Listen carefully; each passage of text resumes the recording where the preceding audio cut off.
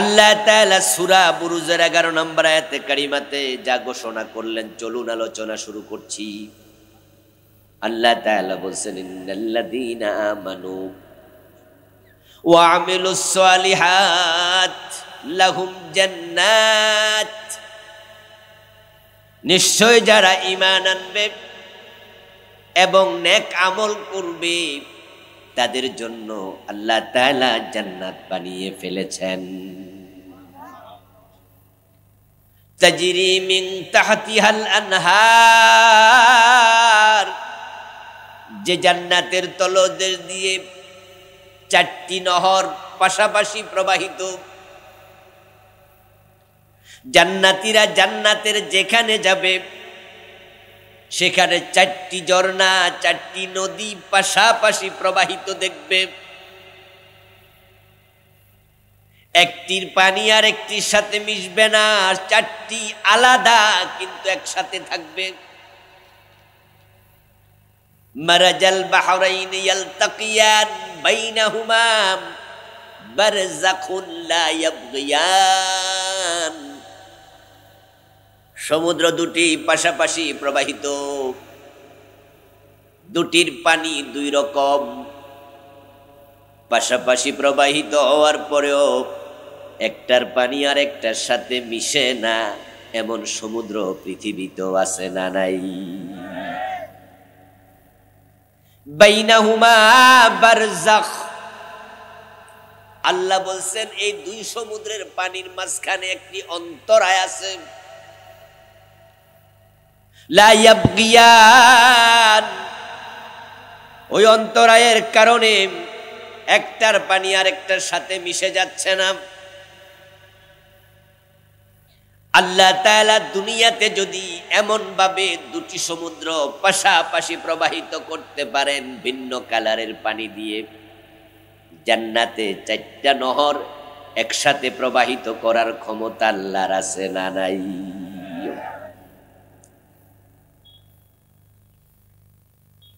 أنهار من ماء غير ياسن أنهار من لبن لم يتغير طعمه وأنهار من عسل مصفى أنهار خمر لذة للشاربين وأنهار من عسل مصفى। কোরআনে আল্লাহ বলেন পানির ঝর্ণা, পানির নহর, পানির নদী, যে পানির মাঝে কোনো আর্সেনিক নাই, একবারে বিশুদ্ধ পানি প্রবাহিত হবে। ঠিক তার সাথে ওয়ানহারুম মিন লাবান, দুধের নদী, দুধের ঝর্ণা প্রবাহিত হবে। লাম ইয়াতাগায়্যার তা'মুহু, যে দুধের স্বাদ কোনোদিন পরিবর্তন হবে না। আমরা গাই গরুর ওলান থেকে দুধ যখন দহন করি তখন স্বাদ একরকম, এটাকে যখন আমরা ফ্রিজের মাঝে রেখে দেই 3-4 দিন পরে খাইলে স্বাদ হয়ে যায় ভিন্ন রকম। যখন এটা 10-12 দিন 15 দিন চলে যায় তখন স্বাদের মাঝে আবার একটু ব্যবধান হয়। পুরান দুধ খাইয়া মজা পাওয়া যায় না, নতুন দুধ পুরান দুধের মাঝে স্বাদের তারতম্য হয়। কিন্তু আল্লাহ বলে জান্নাতে এমন দুধের ঝর্ণা বানাইছি, স্বাদের মাঝে কোনোদিন তারতম্য হবে না। ওয়ানহারু মিন খামরিন লাযযাতিল লিশারিবিন, এবং তার সাথে প্রবাহিত হবে শরবতের নদী। শরবত খাওয়ার জন্য আমরা বেলের শরবত গরমকালে খেয়ে মজা নেই, যখন আমের সিজন আসে আমের জুস বানাই, আমরা মাল্টার শরবত খাই। আল্লাহ তাআলা বলেন কোরআন মাজিদে, আমি শরবতের জন্য আলাদা নদী বানাইছি, তোমার মন যে শরবত চাইবে ওই নদীর মাঝে তাৎক্ষণিক সে শরবত প্রস্তুত হয়ে যাবে। ওয়ানহারুম মিন আসালিম মুসাফফা, এবং ওই শরবতের নদীর সাথে আমি মধুর নদী বানায়া দিছি, বিশুদ্ধ মধু, যে মধুর মাঝে কোনো খাট নাই, খাত নাই। 4টি ঝর্ণা পাশাপাশি জান্নাতে প্রবাহিত করে আমি যারা ঈমান আনবে না কামল করবে তাদের জন্য জান্নাত বানাইয়া রাখছি। যালিকাল ফাউজুল কাবীর। এবং জান্নাত যে পাইল, এই জান্নাত প্রাপ্তি হলো মহা সফলতা। যে জান্নাত পেল সে বড় মাপের সফলতা পেয়ে গেল। যে জান্নাত পায় নাই সে বড় মাপের ব্যর্থতায় পর্যবসিত হলো। আজকে আমাদের আলোচ্য বিষয় হলো কিসে সফলতা, কিসে ব্যর্থতা। আজকের এই মাহফিলে আমরা যতজন আইছি, এই দুনিয়াতে আমরা কেউ ফেল হইতে আসি নাই, ব্যর্থ হতে আসি নাই। দুনিয়ার একজন মানুষও ব্যর্থ হতে চায় না। 100 জন ছেলে যদি আপনার হাই স্কুল থেকে পরীক্ষা দেয় এসএসসি, আপনার মাদ্রাসা থেকে 100 জন পরীক্ষা দিল, বলুন তো ফেল করার জন্য কয়জনে দিছে? 100 জন পরীক্ষার্থী যদি থাকে, ফেল করার জন্য একজনও পরীক্ষা দেয় নাই। কিন্তু বলুন তো 100তে 100 পাস করে নাকি? কিছু লোক ফেল করেই বটে। আমরা কেউ ফেল করতে চাই না, সবাই পাস করতে চাই, কিন্তু পাস সবাই করব না। এখন পাস ফেল কাকে বলে? সফলতা কিসে, ব্যর্থতা কিসে? এটা না জানলে আপনি ভুল জায়গায় নক করবেন, ভুল ঠিকানা ডায়াল করবেন, ভুল জায়গায় পৌঁছে যাবেন। আপনি ব্যর্থ ওখানে যাওয়ার পরে টের পাবেন।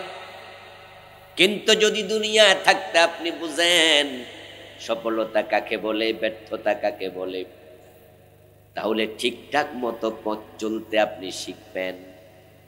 এখন দুনিয়ার মুসলমান আর দুনিয়ার নন মুসলিম কাফের, তাদের চিন্তার মাঝে পেঁচ লেগে গেছে।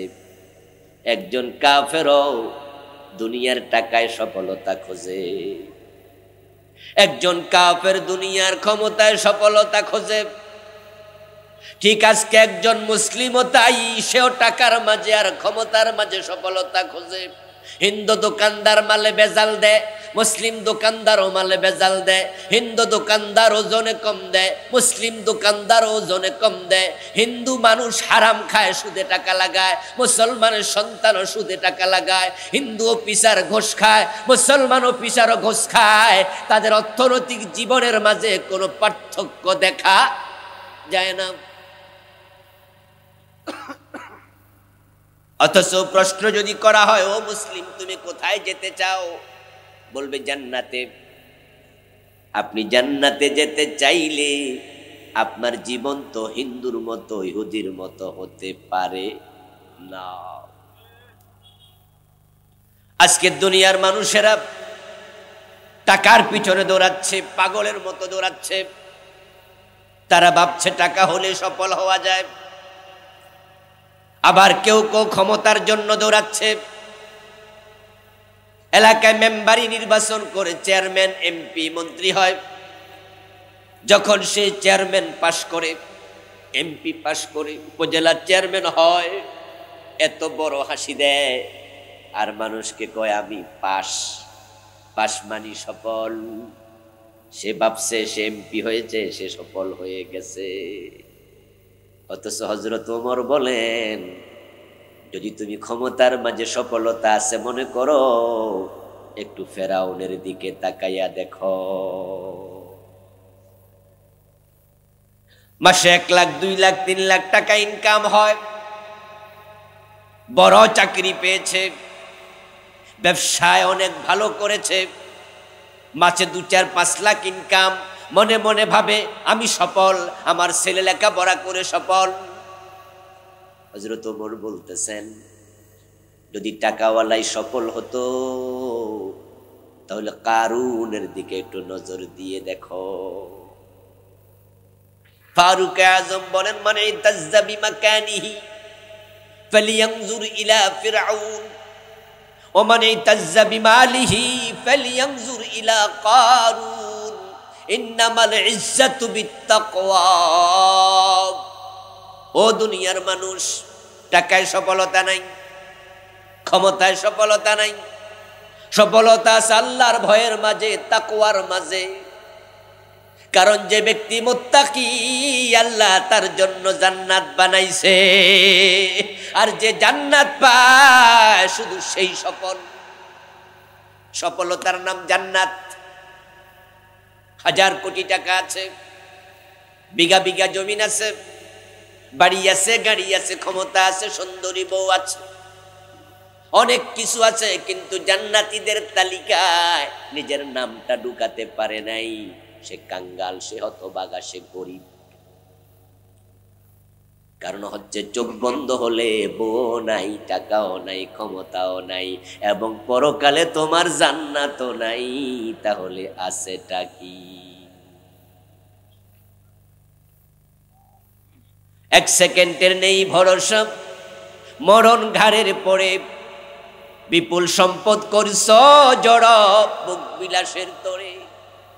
বাড়ি আছে মার্বেল পাথরের তৈরি, এসি করা রুম আছে, কোরিয়ার কম্বল আছে, মন্য সিরামিক্সের প্লেট আছে, গ্লাস আছে সাজানো, বাড়ি আছে, সব আছে। চোখ যদি বন্ধ হয় কিচ্ছু নাই। ওই মাটির কবর, যেখানে বিছনা চাদর দেওয়ার সিস্টেম নাই, ওই সাদা কাপড়ের কাপড় যেটা বাজারে এসে গেছে তুমি জানোই না। আশ্চর্য, কাপড়ের নাম কাপড়ের কাপড়। যে বানায় সে বিক্রি করে দেয়, যে কিনে সে পরে না, যে পরে ব্যাপারে সে কিছু জানেই না। হাজার হাজার কোটি টাকা আছে, ব্যাংকে পড়ে থাকবে, সাথে এক পয়সা যাবে না। কাপড়ের কাপড়ে পকেট থাকার কোনো সিস্টেমও নাই। আর যদি থাকার জন্য ঘর নাই, খাওয়ার জন্য খাবার নাই, পরিধান করার জন্য কাপড় নাই, কাঙ্গাল গরিব রাস্তায় ফেরি করে চলে, পরের জমিনে ভাড়া করে থাকে, অন্যের রিক্সা চালায়া জীবন কাটে, কিন্তু নামাজ ছাড়ে না, হারাম খায় না, আল্লাহর দিনের বিধানের বাহিরে চলে না, নামটা জান্নাতীর তালিকায় ঢুকায়া ফেলছে। ওই গরিব লোকটাই সফল হয়ে গেছে। فمن زحزح عن النار وأدخل الجنة فقد فاز। আমার আল্লাহ তাআলা বলতেছেন, যাকে জাহান্নাম থেকে নিষ্কৃতি দেয়া হলো এবং জান্নাতে ঢোকার অনুমতি দেয়া হলো, ওই লোকটাই সফল হয়ে গেছে। সফলতার নাম জান্নাত। জান্নাত পাইলে আপনি সফল। কারণটা কি? কারণ হলো জান্নাত এমন এক জায়গার নাম যেটা আল্লাহ যাকে দেবেন কোনোদিন আর কেড়ে নেবেন না। যে একবার জান্নাতে ঢুকবে, কোনোদিন বের হওয়ার কোনো সম্ভাবনা, এটা স্থায়ী।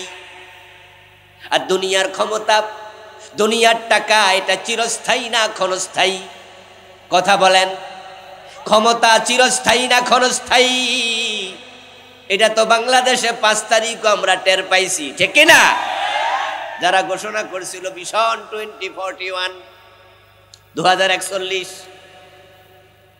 ভাবছিল এই ক্ষমতা বুঝি চিরকাল থাকে, এই ক্ষমতা বুঝি বহুকাল থাকে।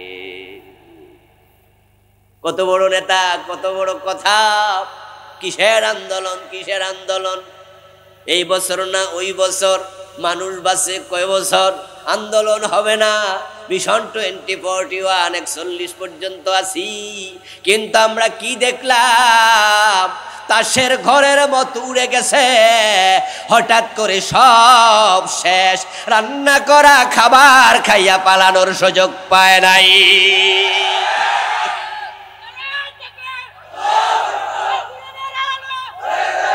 আমার প্রিয় ভাই, আমরা দেখলাম কি? রানলো কেডা আর খাইলো কেডা, ঠিক কিনা? রানলো কে আর খাইলো কে? পোলাপানে যাইয়া খায় আর ভিডিও কল দেয়, ফেসবুকে আপলোড করে, লাইভ প্রচার করে। মাছ কত বড় বড় কিন্না ফ্রিজে ঢুকাইছে, পোলাপানে কান্দে কান্দে লইয়া মাছ লইয়া বাড়ি যায়, ফেসবুকে তুলে ছবি দেয়। আশ্চর্য, কিনলো কে আর খাইলো? আপনি কি ভেবেছেন বিশাল বাড়ি করছেন, থেকে যাবেন অনেক দিন? ও দোস্ত, এমনও তো হতে পারে বাড়ি বানানো শেষ, ওঠার আগের দিন তুমি দুনিয়াতে নেই। জীর্ণ শীর্ণ সরাইখানা, রাত্রি দিবা দুটি দাস, এরই মাঝে দুনিয়াদারি চলছে বড় চমৎকার। রাজার পরে আসছেন রাজা, সজ্জা কত বাদ্য ধুম, তুচ্ছ এসব কয়দিন বা চোখ বুঝিলে সব নিজম। চোখ বন্ধ হলে সব শেষ। এই জন্য টাকাওয়ালা মানি সফল না, ক্ষমতাওয়ালা মানি সফল না, জান্নাতওয়ালা শুধু সফল। সফল হতে চাইলে জান্নাতীদের কাতারে নিজের নাম ঢুকানো দরকার আছে না নাই? কেমনে জান্নাতি হওয়া লাগে সে চেষ্টা করুন, সেটাই আলোচ্য বিষয়। সফল কিভাবে হব? এই যে বাড়ি আছে, ঘর আছে, কিচ্ছু আসলে আপনার নয়। চোখ বন্ধ হলে হাতের আংটি আপনজন খুলে ফেলবে, হাত ঘড়িটা খুলে নেবে, পকেটের মানি ব্যাগ নিয়ে যাবে, হাতের মোবাইলটাও সরে যাবে, গায়ের জামা কাপড় পর্যন্ত আস্তে আস্তে খুলে আপনাকে ল্যাংটা বানাইয়া দেবে। সব শেষ। মায়েদের নাকের ফুল, কানের দুল, হাতের বালা, গলার চেইন আপনজন খুলতে খুলতে সেলোয়ার কামিজ মা বোনদের খুলে ফেলবে। সব শেষ। এখন তোমার আমল আর তুমি, তোমার আমল আর তুমি। প্রিয় নবীজি সাল্লাল্লাহু আলাইহি ওয়াসাল্লাম বলেছেন, মানুষের টাকা পয়সা, মানুষের আত্মীয় স্বজন, মানুষের আমল ওই তিন ভাইয়ের মতো। একজন বলল, আনা মাআকা ফাইদা বালাগতা তিলকা শাজারা ফালাস্তা মিন্নি ওয়ালাস্তু মিনকা। এক ভাই বলে উঠল, আমি তোমার সাথে আছি ততক্ষণ যতক্ষণ তুমি ওই গাছতলায় যাবে। মানে কবরের কাজ দেখালো। ওই কবর মাটির ঘর। আপনজনরা বলে দিল, আপনজনরা বলে দিল, তোমার সাথে আছি ততক্ষণ যতক্ষণ তুমি ওই গাছতলায় যাবে, কবর পর্যন্ত। ওরা সেখানে গেলে কবর থেকে উঠে যাবে। মাল সম্পদ বলে দিল, যখন ফাইজা মিত্তালাস্তা মিন্নি ওয়ালাস্তু মিনকা, সম্পদ বলা আমি ততক্ষণও নাই। আপনজন কবর পর্যন্ত আছে, আর আমি টাকা পয়সা, বাড়ি গাড়ি, ধন দৌলত, হাতের আংটি, হাতের ঘড়ি, তোমার মরার সাথে সাথে আমি তোমার সাথে আর নাই। দুইজন শেষ। সম্পদ মরার সাথে সাথে শেষ। সম্পর্ক কেটাফ। যে টাকার জন্য হারাম খাইছেন, হতে পারে সুদের টাকা পকেটে আছে, এর মাঝে মরে গেছেন, ওই টাকার ভোগ করার সুযোগ আপনার নেই। অফিসে যাইয়া ঘোষ খাইছে, পকেট ভর্তি টাকা লইয়া বাড়ি রওনা দিয়া বাসের তলায় পইরা মইরা গেছে, ঘোষের টাকা পকেটে, খাওয়ার সুযোগ আর পায় নাই।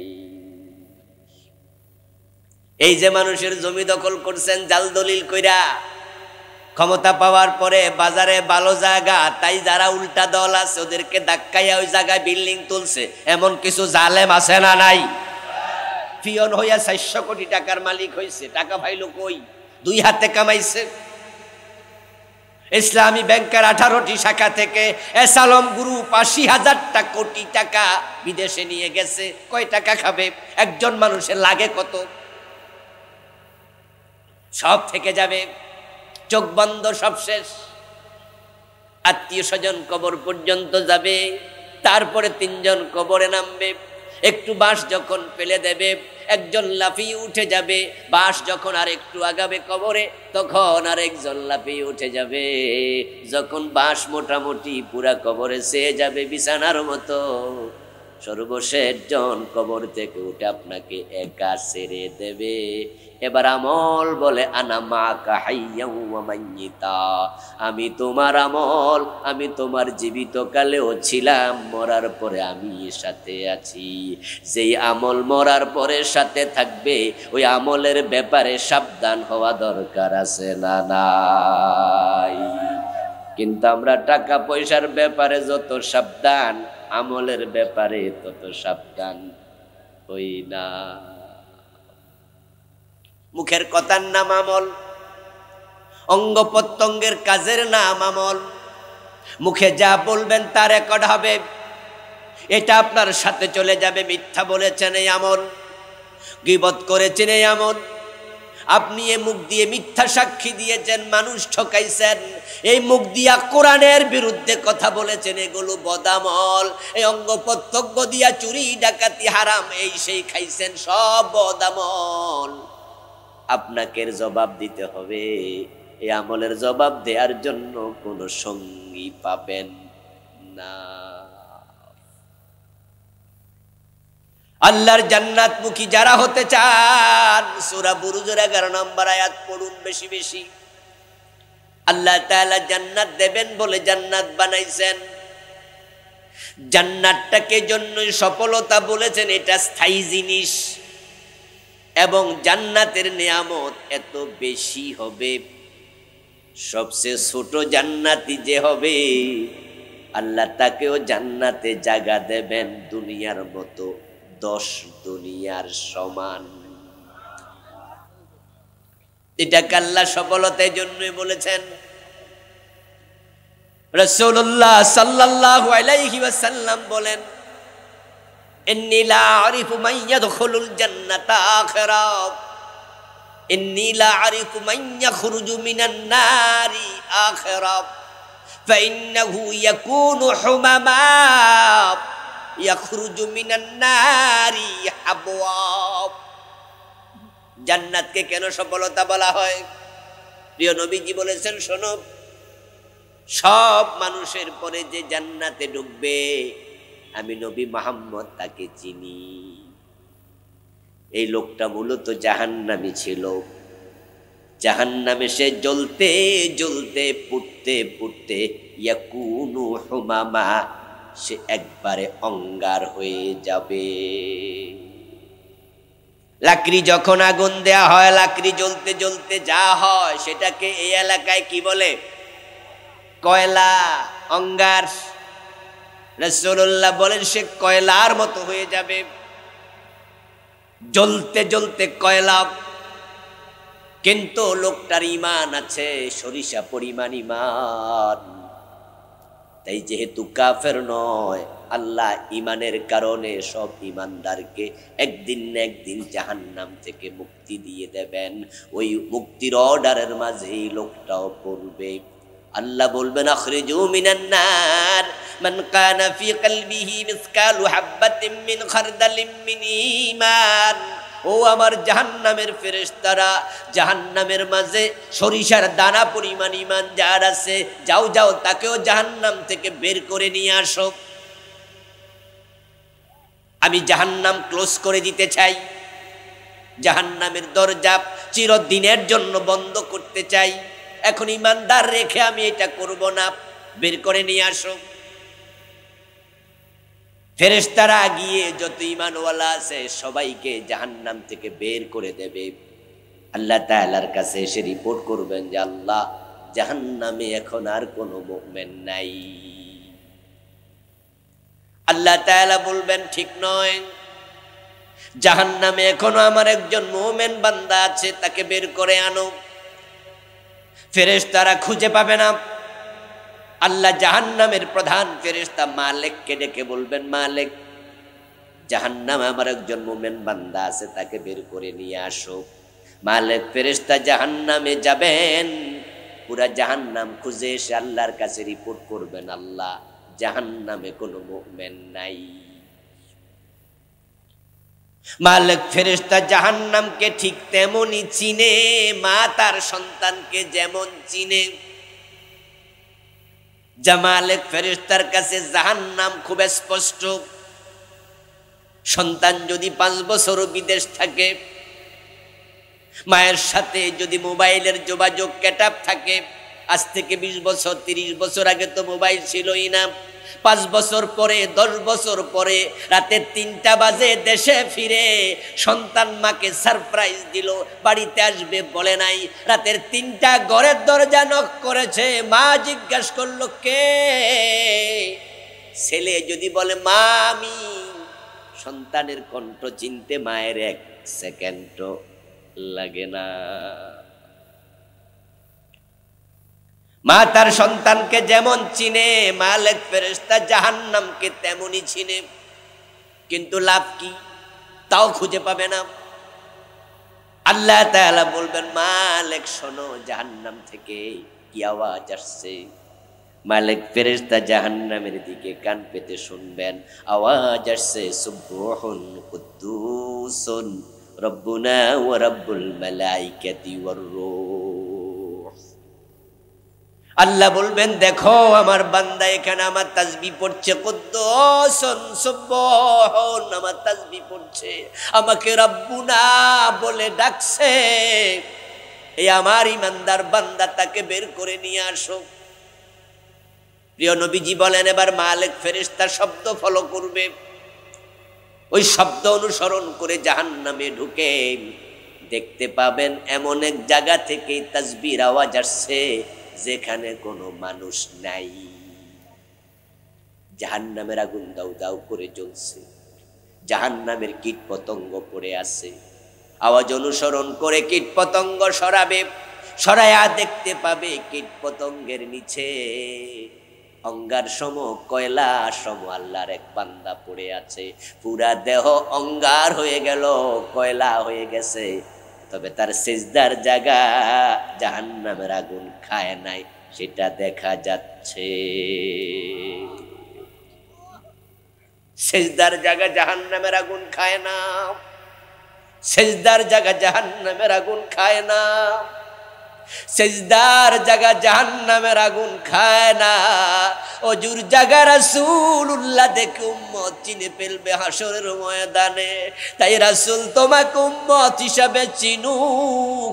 যদি এটা তোমার মনে তামান্না থাকে, নামাজের জন্য বারবার ওযু করো, ওযু করো। যার ওযু নাই তার অঙ্গ থেকে নূর চমকাবে না, আর যে ওযু করবে কিয়ামতের দিন তার অঙ্গ থেকে নূর চমকাবে। রাসূলুল্লাহ চিনবেন এটা আমার উম্মত বটে। ইন্নাকুম তুদআউনা ইয়াওমাল কিয়ামাতি গুররান মুহাজ্জালিনা মিন আসারিল উযু। আমার রাসূলুল্লাহ বলেন কিয়ামতের দিন ও উম্মত তোমাদের অজুর অঙ্গ থেকে নূর চমকাবে। আমি চিনবে এটা আমার উম্মত। আমল কম হবে, আমি সুপারিশ করব। ফুলসেরাত পার হতে পারবে না, আমি ধাক্কায়া পার করাইয়া দেব। আমি আল্লাহর কাছে তার পক্ষ নিয়ে কথা বলবো। কিন্তু যার অজুর অঙ্গ চমকাবে না, রাসূলের শাফাত পাওয়ার কোনো সম্ভাবনা নেই। যে নামাজ পড়ে না কি ওযু করে? যে নামাজ পড়ে না সে ওযু করে? আরে ভাই নামাজির ওযু এটা হয় না, আর বেনামাজি ওযু করে। এই যে শীত আইতাছে, কত নামাজি আছে ঠ্যাং ঠিক করে দিব, কথা বলছেন নাই? শীতের কারণে পা যখন ধুইব তখন দেখবেন যে পায়ের গোড়ালি ভালো করে ধোয়া হয় নাই, অর্ধেক হইছে অর্ধেক হয় না। শীতের ঠেলায় ওযু ঠিক মতো করে না, হাত ধুয়ে পর্যন্ত কোনি পর্যন্ত ধুইতে হবে, পা টাকনো গিরা সহ ধুইতে হবে, কনুই সহ ধুইতে হবে, ভালো করে ওযু করতে হবে। একটা পশমের জায়গায় যদি পানি না পৌঁছে ওযু বাতিল। নামাজির ওযু হয় না ঠিক কইরা, আর বেনামাজি বুঝি ওযু করে। বেনামাজি তো ঠিক কইরা গোসলই করে না। দেহের অঙ্গ থেকে নূর চমকাবে কেমনে? কপাল যদি আপনি চান আপনার কপালটা ভালো থাকুক, কপালের জায়গা সিজদার জায়গা জাহান্নামের আগুন খায় না, বেশি বেশি সিজদা করা দরকার আছে না নাই? ফেরেশতা আবার তাকে টেনে তুলবে, অঙ্গার সমলোকটা তাকে টেনে তুলে বলবে আল্লাহ তাআলা বলেছেন তোমার জাহান্নাম থেকে মুক্তির বার্তা এসে গেছে, তুমি আজ থেকে জাহান্নাম থেকে মুক্ত। ওই লোকটা তো জাহান্নাম থেকে মুক্ত, ওই খবর শুনা পাগলের মতো দৌড় মারার কথা, কিন্তু রাসূলুল্লাহ বলেন সে দৌড় মারবে কেমনে, তার তো হাঁটার মতো সামর্থ্য নাই। জাহান্নামের আগুনে জ্বলতে জ্বলতে শীর্ণকায় হয়ে গেছে, জীর্ণ হয়ে গেছে, সে হাঁটার মতো বল না। ইয়াখরুজু মিনান নারে হাবওয়া, প্রিয় নবীজি বলেন সে তার ব্যাকসাইডের উপরে নিতম্বুর উপরে ভর দিয়া ক্রলিং করবে, হামাগুড়ি দিয়ে দিয়ে বের হবে। তারপরে ফেরেশতারা তাকে এবার বলবে যাও যাও, ওই তো জান্নাত দেখা যায়, তুমি আল্লাহর জান্নাতে গিয়ে ঢোকো। সে জান্নাতের দিকে রওনা দেবে, জান্নাতের ফেরেশতারা তাকে বলবে নো এন্ট্রেস, প্রবেশ নিষেধ। এই জাতীয় কালাইয়া শরীর লইয়া আল্লাহর জান্নাতে ঢোকা যায় না। কে তুমি? এদিকে শোনা, তোমার এখানে ঢোকার অনুমতি নাই। সে বলবে আমার তো ফেরেশতারা বলছে আগে দোজকে ছিলাম, আজকে ছাড়া পাইছি, বলছে জান্নাতে যাওয়ার জন্য, আল্লাহ নাকি কইছে, তোমরা বাধা দিচ্ছ কেন? ফেরেশতারা তখন বলবে তাই বুঝি, তাহলে ওই যে দেখা যায় একটা ঝর্ণা, সেখানে গোসল দিয়ে আসো। এই কালো দেহ নিয়ে জান্নাতে ঢোকা যাবে না। জান্নাত বিশেষ জায়গা। জান্নাতে যারা যাবে, হাদিসে পাওয়া যায় সূরাতুহুম কাসূরাতি আবিহিম আদম, তাদের দেহের স্ট্রাকচারাল ডিজাইন হবে আদম নবীর মতো 120 হাত লম্বা। সুবহানাল্লাহ। সৌন্দর্য হবে নবী ইউসুফের মতো, আকর্ষণ হবে নবী মুহাম্মদের মতো, কণ্ঠস্বর হবে নবী দাউদের মতো। সুবহানাল্লাহ। বয়স হবে 30 থেকে 33, যৌদান মরদান মুকাহহালিন, তাদের মোছ থাকবে না, দাড়ি থাকবে না, এবং তারা সবাই হবে সুরমা দেয়া চোখওয়ালা। এক একজনের চেহারার সৌন্দর্য হবে সূর্যের চেয়েও আরো উজ্জ্বল। আর এই লোকটি কালাইয়া, তুই এখানে কেমনে ঢুকবি? Out, no interest. প্রিয় নবীজির কাছে একজন ভদ্র মহিলা, বুড়া মহিলা আসলো, এসে দোয়া চাইল, ইয়া রাসূলুল্লাহ আপনি আমার জন্য দোয়া করেন, আল্লাহ যেন আমাকে জান্নাতে প্রবেশ করায়, আমি জান্নাতে যেতে চাই, আপনি একটু দোয়া করে দেন। রাসূলুল্লাহ সাল্লাল্লাহু আলাইহি সাল্লাম বলল, ইয়া উম্মা ফুলান লা তাদখুলুল জান্নাহ শায়খা, ও মুকের মা, তুমি কি জানো না বৃদ্ধ মহিলা জান্নাতে ঢুকতে পারবে না? কিসের দোয়া চাইতাছো? মহিলাকে আমার জন্য দোয়া করেন, আমি যেন জান্নাতে ঢুকতে পারি। রাসূল জবাব দেয়, তুমি কি জানো না এ বুড়া মহিলা জান্নাতে ঢুকতে পারবে না? কিসের দোয়া? এই কথা শোনার সাথে সাথে মহিলা কাঁদতে শুরু করলো, হায় রে, বুড়া হইয়া তো বিপদে পড়ছি রে। মহিলা এবার কাঁদতে কাঁদতে রওনা দিল। রাসূলুল্লাহ পিছন থেকে ডাকে, কেঁদো না, কেঁদো না, আল্লাহ তোমাকে জান্নাতে যখন দেবে তখন চির যৌবনা বানিয়ে দেবে। ইন্না শানাহুন্না ইনশাব ফাজআলনাহুন্না আবকারা, আমি আবার নতুন করে তোমাদের যুবতী বানায়া জান্নাতে দেব। ওই ব্যক্তিকে আবার ফেরেশতারা দেখাবে, যাও যাও ওই ঝর্ণায় গোসল করো। ওই ঝর্ণার নাম হলো নাহারুল হায়াত। ওই ঝর্ণাতে গোসল করার জন্য লোকটা ক্রলিং করে করে হামাগুড়ি দিয়ে দিয়ে যাবে। রাসূলুল্লাহ সাল্লাল্লাহু আলাইহি সাল্লাম বলতেছেন, ওখানে সে যখন ডুব দেবে, ডুব দিয়ে মাথা তোলার সাথে সাথে সুঠাম দেহ সম্পন্ন জান্নাতি সুপুরুষে পরিণত হয়ে যাবে। আদম আলাইহিস সালামকে আল্লাহ তাআলা যখন বানাইলেন, যেদিন বানাইলেন ওই দিন আদম ছিল সরাসরি মাটি। আদম আলাইহিস সালাম এরকম রক্ত মাংসের মানুষ ছিলেনই না, বরং আদম নবীকে আল্লাহ বানাইছে মাটি থেকে সরাসরি। মিন তিনিন লাযিব, আল্লাহ বলে আমি এঁটেল মাটি থেকে বানাইছি। মিন হামানুন, আমি কদ্দম মাটি থেকে বানাইছি। মিন সলসালিন কাল ফাখার, আমি আদমকে ঠন ঠনে শুকনা মাটি থেকে বানাইছি, ডাইরেক্ট মাটি। কিন্তু আদমের বডির মাঝে যখন আল্লাহ রূহ ফুঁকে দিলেন, 1 সেকেন্ডের ভিতরে মাটির দেহ গোস্ত রক্তর মাংসে পরিণত হয়ে গেল। ছিল মাটি, এখন রূহ আসার সাথে সাথে হয়ে গেল রক্ত আর গোস্ত। 1 মুহূর্তের ভিতরে পরিবর্তন করলেন কে? জোরে বলেন কে? আল্লাহর সেই ক্ষমতা আছে না নাই? আল্লাহর ক্ষমতা অভাব নাই। ইন্নামা আমরুহু ইযা আরাদা শাইআ আইয়াকুলা লাহু কুন ফায়াকুন। হও হও বলতে দেরি হতে আর। ওয়া মা আমরুস সাআতি ইল্লা কালামহিল বাসার আও হুয়া আকরাব। এই আকাশে জমিন আল্লাহ যেদিন ভাঙবেন, কিয়ামত করতে সময় লাগবে চোখের পলকের চেয়ে আরো কম। তার ক্ষমতা এত বেশি যেটা আমরা কল্পনাও করতে পারবো না। এখন ওই ব্যক্তি ওই ঝর্ণা থেকে উঠবে, উঠে সে জান্নাতে ঢুকবে।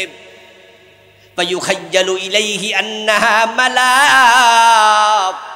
জান্নাতে ঢোকার পরে তার কাছে মনে হবে জান্নাত পরিপূর্ণ, কোনো ঘর কোনো বাড়ি খালি নাই।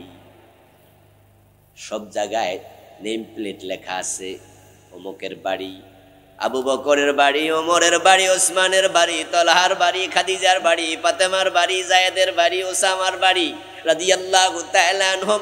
দেখবে সব বাড়ির সামনে নেম প্লট লেখা। এখন সে আল্লাহর কাছে বলবে, আল্লাহ জান্নাতে ঢুকতে দিলা, জান্নাতে একটা ঘর দিবা না বুঝি? আমি তো খুঁজে পাই না আমার বাড়ি কোনটা। রাসূলুল্লাহ বলেন, আল্লাহ বলবে, বান্দা তোমার জন্য আছে, তুমি খুঁজে দেখো। আল্লাহ তাআলার কাছে কিছুক্ষণ পরে সে বলবে, আল্লাহ কই পাইলাম কাছে না মালাকা পরিপূর্ণ। আল্লাহ বলবে আছে।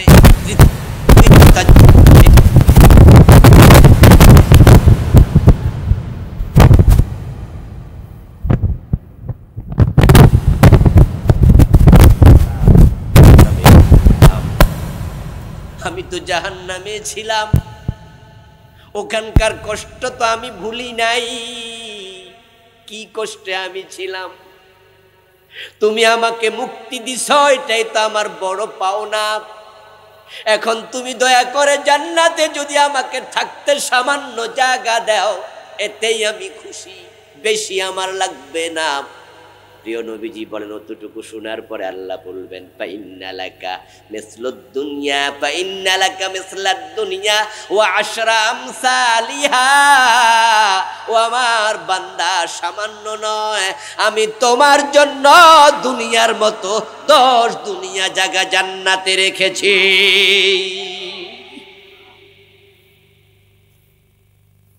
প্রিয় নবীজি সাল্লাল্লাহু আলাইহি ওয়াসাল্লাম স্বাভাবিকত মুস্কি হাসতেন, কিন্তু এই হাদিস বলার সময় রাসূলুল্লাহ, রাবি বলতেছে, এমন জোরে হাসছে আমার রাসূলের মাড়ির দাঁত পর্যন্ত দেখা গেছে।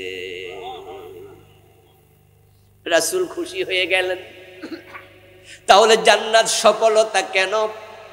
এখানে আপনাকে চিরস্থায়ীভাবে এমন জায়গা দেবে 10 দুনিয়ার সমান। সবার পরে যে যাবে সে যদি পায়, যারা আরো আগে যাবে তারা কি পাবে? ইন্না ফিল জান্নাতি মিআতা দারাজা, ইন্না ফিল জান্নাতি মিআতা দারাজা, বাইনা কুল্লি দারাজাতাইনি কামা বাইনাস সামাই ওয়াল আরদ। লাও আন্নাল আলামিনা ইজতামাউ ফি ইহদাহিন্না লাওয়াসআতহুম। জান্নাতে আপনাকে দিয়ে খালি খোলা মাঠ দেবে না। জান্নাতে আল্লাহ এমন কিছু প্রাসাদ বানিয়ে রেখেছে, সবচেয়ে ছোট বিল্ডিংটার উচ্চতা হবে 100 তলা উঁচু। মিআতা দারাজা, 100 তলা উঁচু। প্রত্যেকের জান্নাত যে সবচেয়ে ছোটটা পাবে তারটাও হবে 100 তলা। এক একটা তলার উচ্চতা রাসূলুল্লাহ বলেন এক ফ্লোরের নিচ থেকে উপর পর্যন্ত উচ্চতা হবে জমিন থেকে আকাশ পর্যন্ত উঁচু। প্রস্থ কত কত স্কয়ার ফিট এক এক ফ্লোর? রাসূলুল্লাহ বলছেন শোনো, লাওয়ান্নাল আলামিন ইসতামাউ ফি ইহদাহিন্না লাওয়াসআতহুম, এক একটা ফ্লোর এত বড় হবে, তামাম দুনিয়ায় যত মানুষ এসেছে আল্লাহ যদি চাইতেন সবাইকে এক ফ্লোরে জায়গা দেবেন, এক ফ্লোরে জায়গা হয়ে যাবে।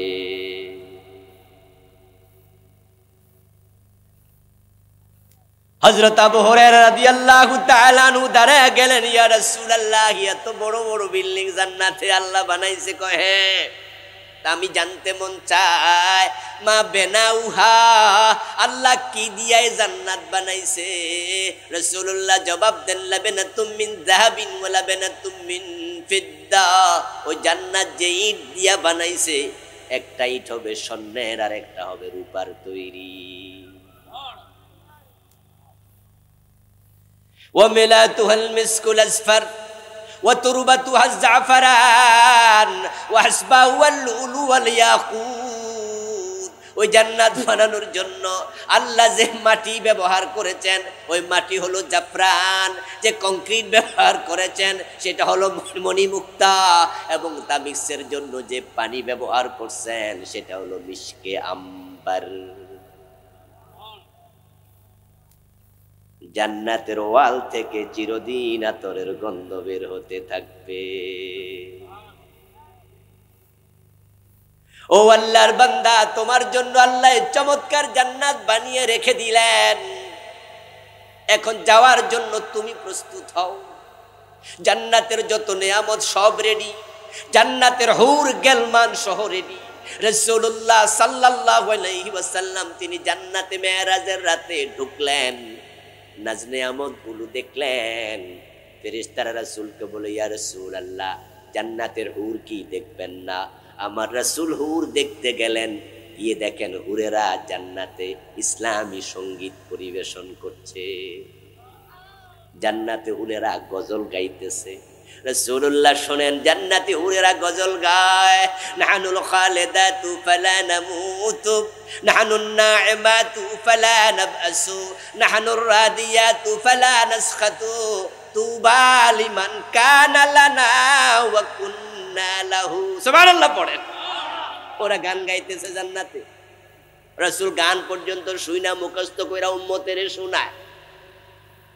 এবার আপনারা বলুন তো, এই জান্নাত আল্লাহ বানাবেন না বানায়া ফেলছে? রেডি করবেন না রেডি আছে? এখন জান্নাত যদি রেডি হয়, জান্নাতে যাওয়ার জন্য আমাদের রেডি হওয়া দরকার আছে না নাই? জান্নাতে যাইতে রেডি হইছেন নি? মুছে তেল দিচ্ছেন, কষ যেন না লাগে, কাঁঠাল খাওয়া লাগবে। জান্নাতে যাবেন, জামা কাপড় সব কিছু ইস্ত্রি করে রাখছে। জান্নাতে যাওয়ার প্রস্তুতিটা কি? রেডি হওয়ার অর্থ কি? বাবা ছেলেরে জিগায়, বাজান রে পরীক্ষা কবে? ডিসেম্বরের 10 তারিখ শুরু, প্রস্তুতি কি খবর? কজিয়া বা কলম কিনা লাইছি। কি কিনছে? আব্বা কলম টলম কিনা লাইছি, আর পরীক্ষার ফি যেহেতু দিছি সারা রাত কাগজ দিবই, রেডি আছি। কই লেখাপড়ার খবর কি? ওইটা বেশি সুবিধা না, তো প্রস্তুতি হয়েছে। এখন জান্নাতে যাওয়ার জন্য হিন্দুও তো রেডি, মুসলমান তো আছেই, হিন্দুরা পর্যন্ত রেডি। পাকন্দিয়া, কটিয়াদি, কিশোরগঞ্জ বাজার যাইয়া দেখবেন কত ভদ্র হিন্দু লোক আছে, মরা বাবার ছবি দোকানে টানাইয়া বুক বরাবর লিখে দেয় স্বর্গীয় সত্যেন্দ্র নারায়ণ দাস, স্বর্গীয় শরৎচন্দ্র বাবু, এ জাতীয় স্বর্গীয় অমক, স্বর্গীয় তমক। আপনারা কি দেখেন নাই? স্বর্গীয় মানে কি? স্বর্গে যাইব না গেছে গা? আপনারা যাইবেন আর হেরা গেছে গা, ঠেলা কারে কয়? স্বর্গে যাওয়ার জন্য আমরা রেডি আর হেরা গেছে গা। স্বর্গ আর জান্নাত জিনিস কি দুইটা না একটা? অবশ্যই একটাই। শব্দের পার্থক্য, আবু বকর জান্নাতি, হযরত ওমর বেহেশতি, দুইজন দুই দেশে। আরবিতে বলে জান্নাত, পার্সিতে বলে বেহেশত, বাংলায় বলে বাগান, ইংরেজিতে বলে হেভেন, সংস্কৃতিতে বলে স্বর্গ। কেউ বলে লাউ, কেউ বলে কদু, কেউ বলে বউ, কেউ বলে বধূ, কেউ বলে আনন্দ, কেউ বলে ফুর্তি, তারা বলে ভাস্কর্য, আমরা বলেছি এটাই হলো মূর্তি। কিন্তু জালেমদা আমরা বুঝাইতে পারি নাই, হে তারা বাবার মূর্তি বানাইছে, আমরা বলছি ভাস্কর্য হারাম, এটা বানাইও না, এটা মূর্তি, এটা হারাম। মুসলমান মূর্তি বানাতে আসে নাই, নবী ইব্রাহিম মূর্তি ভাঙতে এসেছে। আরো রাস্তার মোড়ে মোড়ে শুধু মূর্তি বানাইছে, ওদের বাবারে আমাদের বাবা বানাইয়া ছাড়ছে। বেশি বাড়াবাড়ি ভালো নয়, সেটার রেজাল্ট 5 তারিখ আমরা দেখে ফেলেছি। ইজ্জত সম্মান কখনো জোর করে আদায় করা যায় না। জোর কইরা সম্মান আদায় করতে চেয়েছ, মানুষ মূর্তিগুলার গলার মাঝে রশি লাগাইয়া টেনে মাটিতে ফেলেছে। এই মূর্তি বানাইছো শাহজালালের বাংলায়, শাহ মাকদুমের বাংলায়। শাহজালাল রহমতুল্লাহ আলাই গোর গোবিন্দদের বিরুদ্ধে জিহাদ করার জন্য হাতে তলোয়ার নিয়েছে। শাহজালালের বাংলায় মূর্তি বানাইছো, জায়গায় জায়গায় হাজার হাজার কোটি টাকা খরচ করে ওই মূর্তির মাথায় উঠে মানুষ মাসরাফ করে দিয়েছে। এমনটি হওয়ার কথা ছিল না, তোমাদের বাড়াবাড়ির কারণে হয়েছে। বেশি বাড়াবাড়ি ভালো না, আল্লাহ সীমা লঙ্ঘন পছন্দ করে না। আমার প্রিয় ভাইয়েরা, জান্নাতে যাওয়ার জন্য প্রস্তুত হতে হলে 2টি কাজ করতে হবে। ইন্নাল্লাযীনা আমানু ওয়া আমিলুস সালিহাত কানাত লাহুম জান্নাতুল ফিরদাউসি নুজুলা। সূরা কাহফের 107 নম্বর আয়াতে আল্লাহ বলছেন একই কথা যেটা সূরা বুরুজের 11 নম্বর আয়াতে বললেন, নিশ্চয় যারা ঈমান আনে এবং যারা নেক আমল করবে তাদের জন্য জান্নাতুল ফিরদাউস প্রস্তুত রাখা আছে। ঈমান লাগবে, ঈমান। আমরা যারা আলোচনা করছি এবং শুনছি, আলহামদুলিল্লাহ আমরা বিশ্বাস করি আমরা ঈমানদার। ঈমান পেয়েছি আমরা মক্তবে, ঈমান শুনেছি আমরা মায়ের কোলে থাকতে, জন্মের সাথে সাথে। আমাদের বড় সৌভাগ্য, আমাদেরকে কোলে নিয়ে তাওহীদের কালেমা কানে শোনায়া দিছে। আপনাদের এই এলাকায় সিস্টেম আসেনি? মানুষ জন্মের পরে, বাচ্চা জন্মের পরে কানে আজান দেওয়ার নিয়ম আসেনি? দেন তো, দেন তো। কি কানে দেন না বাইরে ঘরে ঘরে দেন? আগে বাইরে দিত না, আগে দিত বাইরে, কেউ মসজিদের মাইকেও দিয়ে দিত। রাতে 3টা বাজে আজান শুনলে আমরা বুঝতাম যেটা কি তাহাজ্জুদের আজান নাকি কারো বাচ্চা হইছে, খোঁজ নাও। আজান দেয়ার সিস্টেম কি বাহিরে দাঁড়ায়া না কানের কাছে যাইয়া? ইয়েস, রাসূলুল্লাহ সাল্লাল্লাহু আলাইহি ওয়াসাল্লাম হযরত হাসান হুসাইনকে কোলে নিয়েছেন, নিজে কানে আজান দিয়েছেন। সুবহানাল্লাহ। কানে আজান দিয়েছে, আশহাদু আল্লা ইলাহা ইল্লাল্লাহ, আমি সাক্ষ্য দিচ্ছি আল্লাহ ছাড়া কোনো ইলাহ নাই। এটাই তাওহীদের কালেমা, এটার নাম ঈমান, ঠিক কি না? লা ইলাহা ইল্লাল্লাহর নাম কি? ঈমান। আমরা ঈমান পেয়েছি, ঈমান শুনেছি মায়ের কোলে থাকতে। বাংলাদেশের সংস্কৃতি মক্তব, আলহামদুলিল্লাহ আলহামদুলিল্লাহ। একবারে ছোট্ট কালে মক্তব আমাদের হাতে খড়ি। যখন ভালো করে কথা বলতেও শিখি নাই, তখনই মা মক্তবে পাঠাইয়া দিছে। আজকে সেটা দুঃখের সাথে বলতে হয় যে এখন কিন্ডারগার্টেনের ধাক্কায় মক্তবগুলো ভরে যাচ্ছে। এখন মাও দৌড়ায়, বাপও দৌড়ায়, সবাই দৌড়ায়, বাচ্চাও দৌড়ায়। বাচ্চার ওজন 7 কেজি, বইয়ের ওজন 8 কেজি।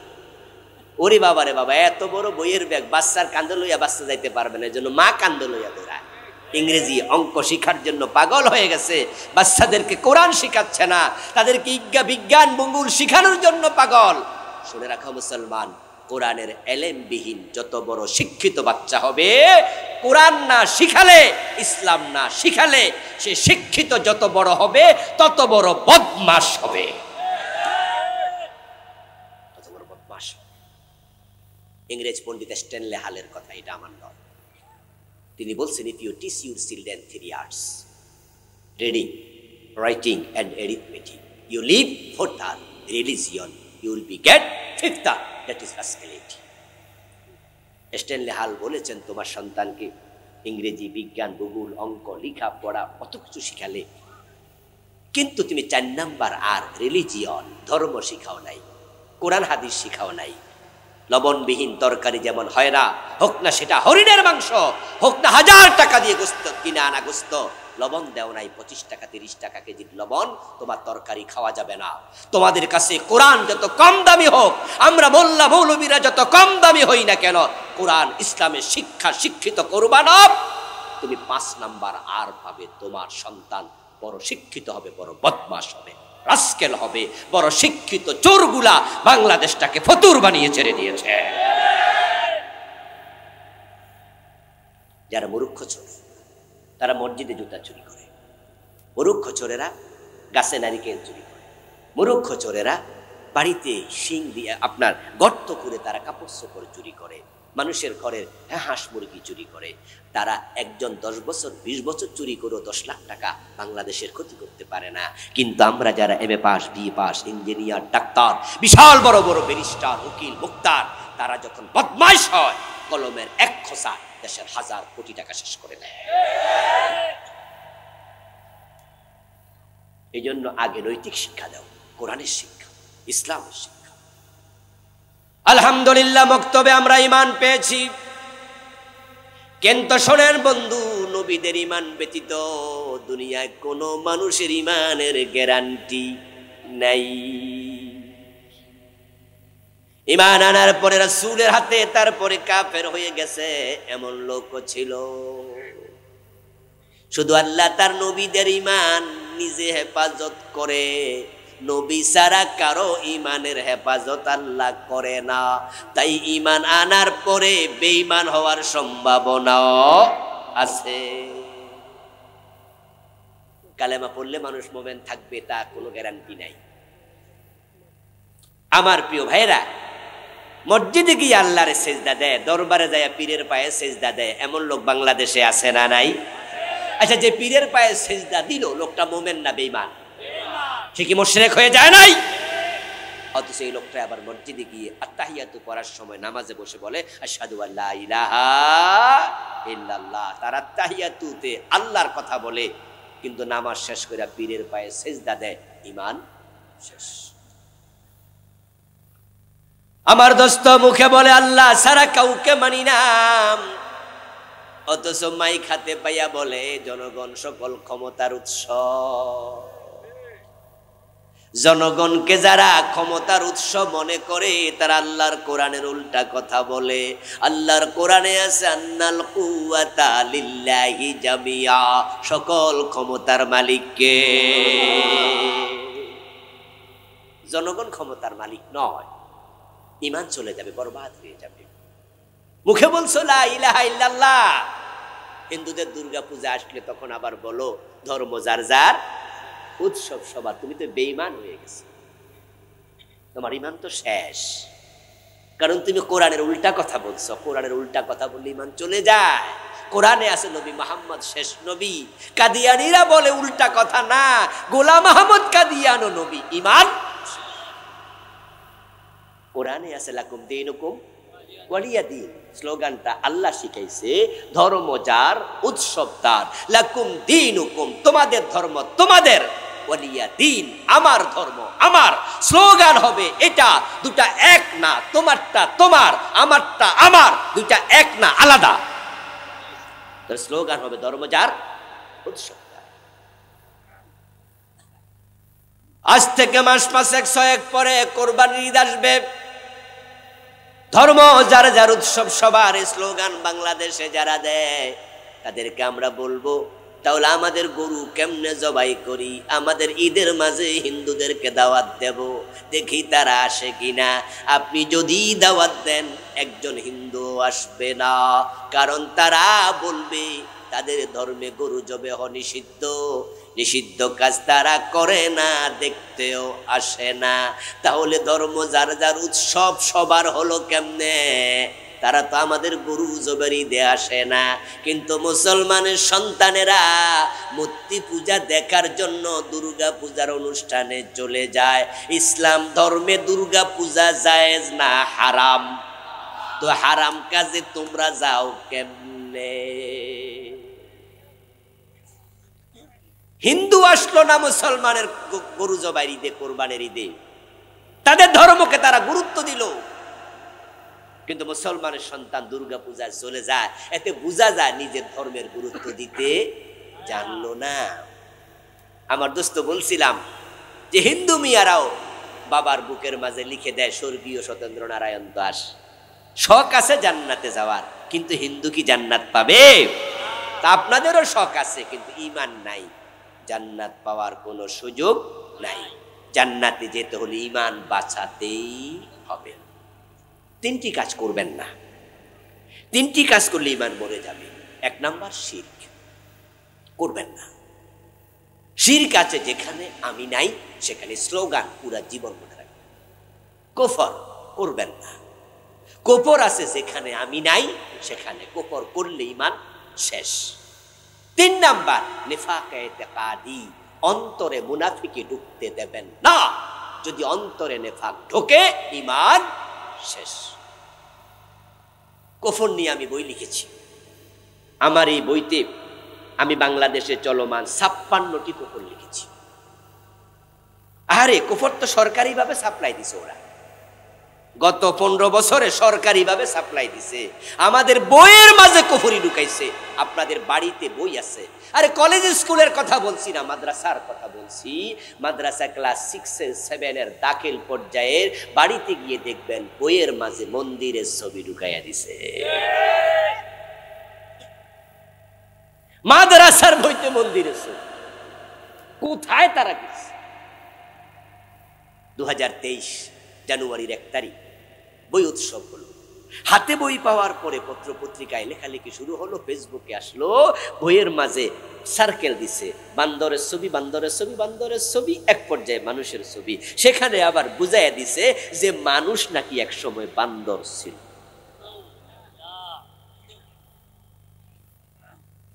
বিবর্তনবাদ ঢুকাইছে মুসলমানের দেশে সিলেবাসে ক্লাস 7 এ। আমার বন্ধু ডারউইন নামে একজন নাস্তিক, সে নাকি গবেষণা করে দেখেছে মানুষ এক সময় বান্দর ছিল। আমরা বলি যে বেটা তো 14 গোষ্ঠী বান্দর থাকুক, আমাদের কিছু আসে যায় না, কিন্তু আমাদের প্রথম যিনি ছিলেন তিনি বান্দর নয়, তিনি বাবা আদম। সুবহানাল্লাহ পড়ে। মানুষের প্রথম ব্যক্তিকে ইয়া আইয়ুহান নাসু তাকু রাব্বাকুম, ও মানুষেরা তোমাদের রবকে তোমরা ভয় করো। আল্লাযী খালাকাকুম মিন নাফসিন ওয়াহিদা, যিনি তোমাদেরকে সৃষ্টি করেছেন একজন ব্যক্তি থেকে। ওয়া খালাকা মিনহা যাওজাহা, তারপর সে ব্যক্তি থেকে তার বউ বানাইছে। ওয়া বাসসা মিনহুমা রিজালান কাসীরান ওয়া নিসা, তারপর আদম হাওয়া থেকে লাখ লাখ নারী পুরুষ বানাইছে। প্রথম ব্যক্তি আদম, তার স্ত্রীর নাম হাওয়া, তার দুজন থেকে আমরা এসেছি। কোরআনে আল্লাহ বলে আমি আদম হাওয়া থেকে মানুষ ছড়াইছি। আর ডারউইন বলে বান্দর থেকে এসেছে। ডারউইনের কথা বিশ্বাস করলে আল্লাহর কথা অস্বীকার করা লাগে, আর আল্লাহর কথা অস্বীকার করলে ঈমান থাকবে নাকি? তারা বইয়ের মাঝে ঢুকাই দিল। আমরা যখন 2023 বই পেয়ে দেখলাম বিবর্তনবাদ ঢুকাইছে। এই বিবর্তনবাদ আমরা আলেম ওলামারা 2023 জানছি ব্যাপারটা, তা না। আমি তো ইউনিভার্সিটিতে পিএইচডি করা লোক, শুধু তো মাদ্রাসার লাইনে হাঁটছি তা তো না। এই জন্য এগুলো বিবর্তনবাদ নিয়ে তো আমরা আরো 20-30 বছর আগ থেকে জানি, কিন্তু আমরা কথা বলিনি। কেন কথা বলিনি? এর কারণ হিন্দুরা দুর্গারে মা বলে, এটা তাদের ব্যাপার, বলুক, আমি তো আর বলি না। খ্রিস্টানরা নবী ঈসাকে আল্লাহর ছেলে বলে, এটা তাদের ব্যাপার, আমি তো আর বলি না। ঠিক ডারউইন বলছে তার পূর্বপুরুষ মানুষ হিসাবে বান্দর ছিল, এটা এর ব্যাপার, আমি তো আর বলি না। ডারউইন একটা বলছে, খ্রিস্টান একটা বলছে, হিন্দুরটা বলেছে, আমরা মাথা ঘামাইনি। কিন্তু যখন ডারউইনের বিবর্তনবাদ, এই কুফরি মতবাদ আমাদের সিলেবাসে ঢুকেছে, এখন আর চুপ থাকা যায় না, বিরোধিতা করতেই হবে, না আমাদের বাচ্চাগুলো কাফের মুশরিক হয়ে যাবে। কোরআন স্বীকার করি। আলহামদুলিল্লাহ আমরা আলেমরা তখন বিরোধিতা শুরু করলাম। মাহফিল গুলো ছিল জানুয়ারি মাসের 1 তারিখ বই পায়, আর জানুয়ারি তো মাহফিলের একবারে বড়া সিজন।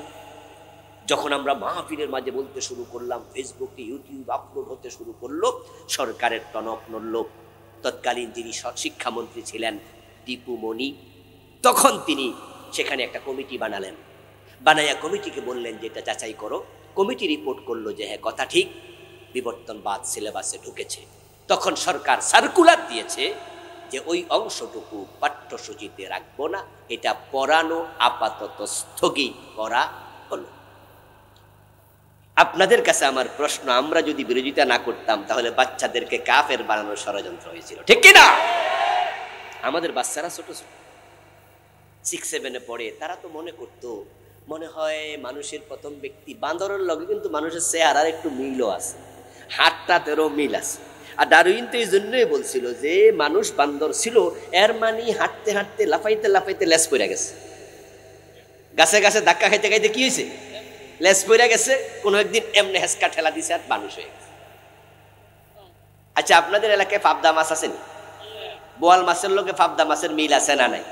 তো কেউ যদি বলে যে পাবদা মাছ বোয়াল মাছের প্রথম পুরুষ ছিল, ব্যাকল কারে? আচ্ছা, মিল থাকলে বুঝি হয়ে যায়, আজীব তো, আজীব তো। আচ্ছা, বান্দর যদি প্রথম ব্যক্তি থাকতো, সেখান থেকে মানুষ হয়েছে, লেস পড়ে গেছে, তাহলে আমাদের হিল ট্যাক্সে বান্দরবনে কত বান্দর আছে? আচ্ছা, মানুষ হয়েছে কয়টা? আচ্ছা, আমাদের ঢাকা চিড়িয়াখানায় বান্দর আছে না নাই? আচ্ছা, আজ পর্যন্ত 2-1টা মানুষ হয়েছেনি, তো শুধু একটা শুরুতে হইল। আল্লামা সাইদি রহমতুল্লাহ আলাই বলেছিলেন যে ডারউইন এই থিওরি লেখার আগে কি পরিমাণ গাঁজা খাইছে আল্লাহই জানে। মনে খাইছে যেটার মেয়াদ ছিল না, মেয়াদ উত্তীর্ণটা খাইছিল, না হয় সুস্থ মস্তিষ্ক থেকে এই জাতীয় থিওরি বের হতে পারে না। কুফরি সাপ্লাই দিয়েছিল রাষ্ট্রীয়ভাবে। এবার 2024 আমরা আবার বই পেলাম। এবার বই পেয়ে দেখি ক্লাস 6-এর মাঝে ঢুকাইছে শরীফ শরীফার গল্প। আরেক কুফরি, আরেক কুফরি। একজন মেয়ে বলবে নিজকে ছেলে, সে ছেলে হয়ে যাবে। একজন ছেলে বলবে নিজেকে মেয়ে, মেয়ে হয়ে যাবে। আচ্ছা, কেউ যদি নিজেকে ছেলে মনে করে অথচ সে মেয়ে, মনে করলে বুঝি হয়? তো মনে করলে যদি হয়, আমরা সবাই নিজেকে মনে করি আমিও প্রধানমন্ত্রী, তাই বলে কি বেতন দেওয়া শুরু করতে হবে? আপনাদের এলাকায় ইউনিয়নের চেয়ারম্যান আছে না নাই? তো সব চেয়ারম্যান মনে করলো এরা চেয়ারম্যান না, এরা এমপি। তাহলে এমপি মোট কয়জনও ব্যাখ্যা না।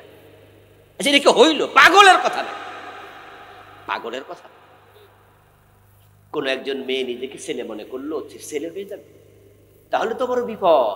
কারণ বাপ যদি মরে যায়, মা যদি মরে যায়, সম্পদ বন্টন হয়। সম্পদ বন্টন হওয়ার সময় 3 বোন বাড়িতে এসে ভাইদেরকে বললো, ভাইয়েরা সম্পদ কিন্তু আমরাও সমান পাবো।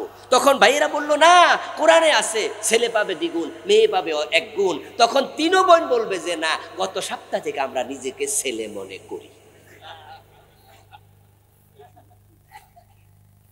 আচ্ছা, আপনারা বলুন তো, যারা সিলেবাস এটা ঢুকাইছে এরাও কি কিছু খাইছেনি? আমার মনে হয় না খাইলে তো এটা আসতো না মাথায়। আমার প্রিয় ভাইরা, আলহামদুলিল্লাহ আমরাও এটার বিরুদ্ধে লেগেছি। আল্লাহর শুকরিয়া, যারা বাংলাদেশে কুফরি প্রমোট করছিল, এই জাতিকে কাফের বানানোর সিদ্ধান্ত নিয়েছিল, মুশরিক বানানোর সিদ্ধান্ত নিয়েছে, আল্লাহ তাআলা তাদের কবল থেকে বাংলাদেশকে মুক্ত করে দিয়েছে। জালেমগুলো আলহামদুলিল্লাহ এখন আর নাই। আমার ভাইয়েরা, ওরা এখন আর পরিচয় দিতে পারে না, এখন পরিচয় গোপন রেখে কথা বলে। ওরা এখন ইসকনের উপরে ভর করছে, ঠিক না? তারা ইন্ডিয়া যাইয়া ওখানে উস্কানি মাইরা আমাদের দূতাবাসে হামলা করাচ্ছে।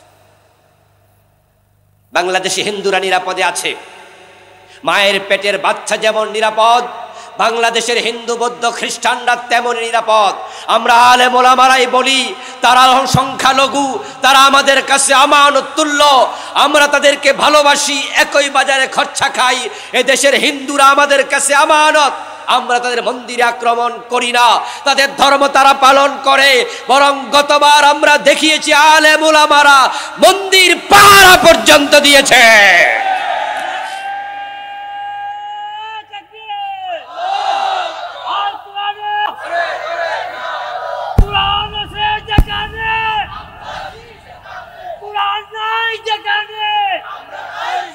আমার প্রিয় ভাইয়েরা,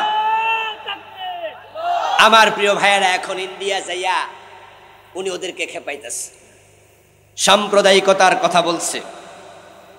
বাংলাদেশে জাতিসংঘ মিশনের লোক নিয়োগের জন্য মমতা ব্যানার্জি অলরেডি প্রস্তাব দিয়েছে, আপনারা শুনেছেন? খবর কিন্তু রাখেন। বাংলাদেশের বেশ কোটি মানুষের দিকে তোমরা চক্ষু রাঙ্গা করে তাকায়ও না। ইন্ডিয়া তোমরা বড় দেশ হতে পারো, জনশক্তি বেশি হতে পারে, তোমাদের পরমাণু অস্ত্র থাকতে পারে, একটি জিনিস বাংলাদেশে বেশি আছে, সেটার নাম ঈমান। ঈমানওয়ালাদেরকে কখনো দমানো যায় না।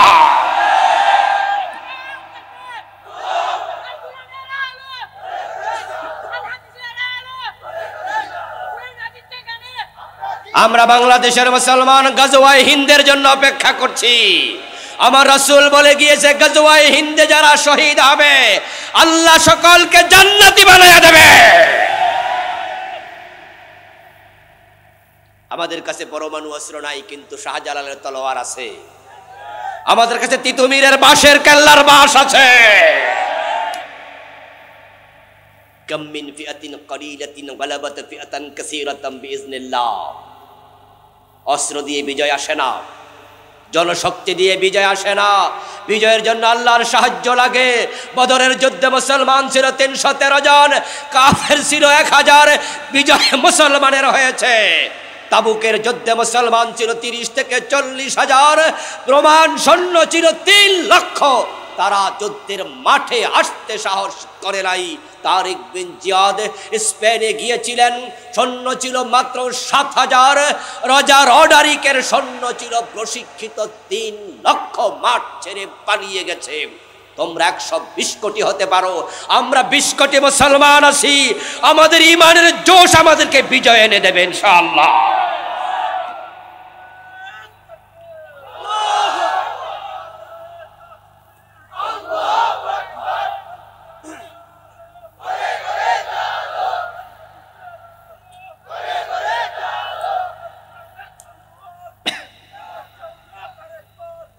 আমার প্রিয় ভাইরা, কুফরি রাষ্ট্রীয়ভাবে সাপ্লাই দিচ্ছে। কুফরিগুলো কি কি জানুন?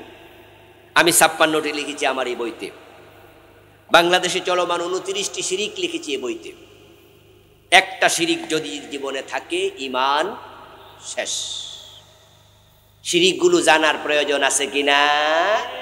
আচ্ছা, না জেনে বিষ খাইলে সমস্যা আছে না নাই? আল্লাহর সামনে গিয়ে আপনি বলবেন যে আল্লাহ এটা যে শিরিক আমি তো জানি না, আর আল্লাহ বলবেন তাই বুঝি জান্নাতে ঢুকে যাও। এত সোজা? এলেম শিক্ষা নফল না ফরজ? কথা বলেন না। এলেম শিক্ষা করা নফল না ফরজ?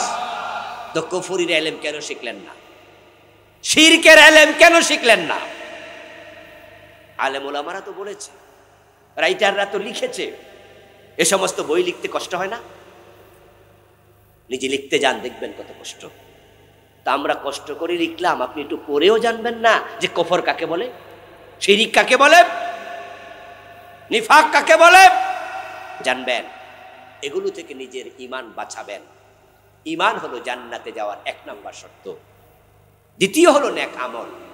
যে আমলগুলো করছেন, নামাজ, রোজা, হজ, যাকাত সহ আমলগুলো যদি আল্লাহ পর্যন্ত পৌঁছাতে চান, কবুল হোক এটা চান, 2টি কাজ করবেন না। 1 নম্বর, বেদাত ছেড়ে দেন। বেদাতের সাথে সম্পৃক্ত থাকলে বেদাতির কোনো নেক আমল কবুল হয় না। ইন্নাল্লাহ লা ইয়াকবালু লিসাহিবি বিদআতিন সাওমান ওয়ালা সালাতান ওয়ালা হাজ্জান ওয়ালা উমরাতান ওয়ালা জিহাদা ওয়ালা সারফা ওয়ালা আদলা ইয়াখরুজু মিনাদ দ্বীন কামা তাখরুজু শাওরাতু মিনাল আজিন। বেদাতির নামাজ, রোজা, হজ, যাকাত কিচ্ছু কবুল হয় না। সে দিন থেকে বেরিয়ে যায় ঠিক তেমন আটার খামির থেকে টান দিলে লম্বা চুল বের হয়ে যেমন। এই যে আজকে জানাজার নামাজ এখানে পড়ানোর পরে একজন কি প্রস্তাব দিল যে হুজুর একটু মাইয়েতের জন্য দোয়া করে দিন। তখন হুজুর কি বললো? ইমাম সাহেব বলল যে আপনি কি জানেন না জানাজার নামাজই মাইয়েতের জন্য দোয়া? জানাজার নামাজের পরে মাইয়েতকে সামনে রেখে দোয়া করা জায়েজ নাই। বাংলাদেশের কিছু কিছু অঞ্চলে জানাজার নামাজে সালাম ফিরানোর সাথে সাথে দোয়া শুরু করে দেয়। এটা বিদআত, এটা বিদআত। ফরজ নামাজের পরে রাসূলুল্লাহ 3 বার পড়তেন আস্তাগফিরুল্লাহ, 1 বার পড়তেন আল্লাহু আকবার, 1 বার পড়তেন আয়াতুল কুরসি, একবার পড়তেন আল্লাহুম্মা আইন্নি আলা যিকরিকা ওয়া শুকরিকা ওয়া হুসনি ইবাদাতিকা। একবার পড়তেন আল্লাহুম্মা আনতাস সালাম ওয়া মিনকাস সালাম তাবারাকতা ইয়া যাল জালালি ওয়াল ইকরাম। একবার পড়তেন আল্লাহুম্মা লা মানিআ লিমা আতাইতা ওয়া লা মু'তিয়া লিমা মানা'তা ওয়া লা ইয়ানফাউ যাল জাদ মিনকাল জাদ। একবার পড়তেন আপনার সাইয়্যিদুল ইস্তিগফার আল্লাহুম্মা আনতা রাব্বি লা ইলাহা ইল্লা আনতা খালাকতানি, এটা। একবার পড়তেন আশহাদু আল লা ইলাহা ইল্লাল্লাহু ওয়াহদাহু লা শারীকা লাহু লাহুল মুলক, এটা। 33 বার পড়তেন সুবহানাল্লাহ, 33 বার আলহামদুলিল্লাহ, 34 বার আল্লাহু আকবার। তিনি বলেছেন যে ব্যক্তি ফরজ নামাজের পরে নিয়মিত আয়াতুল কুরসি পড়বে, তার এবং জান্নাতের মাঝখানে পার্থক্য শুধু তার মৃত্যু। রাসূলুল্লাহ নামাজের পরে তাসবিহগুলো পড়তেন, আর বাংলাদেশে সালাম ফিরে যায় আল্লাহুম্মা। কোথায় পাইলেন এসব? কোথায় পাইলেন এসব? আমার রাসূল এত দোয়া পড়তেন, আর আপনার এত তাড়াহুড়া। ওরে বাবারে, সালাম ফিরাইয়া একবার আল্লাহুম্মা আমিন কইছে, মুখ মুছে দিছে, খাড়াই গেছে, হুজুরও খাড়াই গেছে, মুসল্লিও খাড়াই গেছে। আমার রাসূলের জীবনের এই তাসবিহগুলো বাংলাদেশে অলরেডি মরে গেছে। আমার বন্ধু, বরং এমন মসজিদও আমি দেখেছি যে মসজিদে হুজুরের দোয়ার ঠেলায় মাসবুকের কেরাত ভুলে যায়। মাগরিবের নামাজ 1 রাকাত 2 রাকাত ছুটে গেছে। এখন আপনি হুজুর সালাম ফিরানোর পরে খারাইছেন যে 1 রাকাত ছুটছে, ওই 1 রাকাত থেকে সূরা ফাতিহা নাই। কথা বলেন না প্রিয় ভাইরা, নাই? ওখানে কি কেরাত মিলানো লাগবে না? হুজুর তো মাইক দিয়ে দোয়া শুরু করে দিছে, হুজুরের দোয়ার ঠেলায় আপনার কেরাত যায় ছুট। আচ্ছা, যে হুজুর মাইকে দোয়া পড়তেছে উনি কি দোয়া পড়াকে ফরজ মনে করে, ওয়াজিব মনে করে, এটাকে সুন্নাহ মুআক্কাদা মনে করে? উনাকেও জিজ্ঞেস করলে উনি বলবে যে এটা মুস্তাহাব, ঠিক আছে করি, অসুবিধা কি? কিন্তু যে বেটা 1 রাকাত ছুটে গেছে তার কেরাত পড়া কি সুন্নত না ফরজ? তা আমনে নফলের ধাক্কা বেটা ফরজ ছুটে যায়, আপনার মুস্তাহাবের ধাক্কা বেড়াতে ফরজ ছুটে যাইতেছে। বুদ্ধি আছে? কয় হুজুর আমি এই জন্য জোরে পড়ি না। 2-1 হুজুরকে দেখিয়ে চুপ, আল্লাহুম্মা আমিন, এটা কয়ে চুপ করে রয়েছে।